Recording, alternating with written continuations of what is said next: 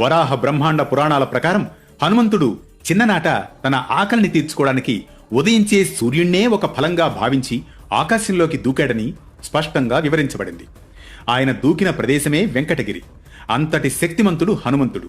అందుకే ధైర్యానికి, శక్తి సామర్థ్యాలకు ప్రతీకగా స్వామిని భావిస్తారు. అందుకే భక్తులు, ముఖ్యంగా యువతకిష్టమైన దైవంగా భాసిల్లుతున్నాడు హనుమంతుడు. అంతేకాదు, మన పురాణాల ప్రకారం తన భర్త శ్రీరామచంద్రుడికి దీర్ఘాయుష్షు లభించాలని సీత తన నుదుటిపై సింధూరం పెట్టుకుంటుందట.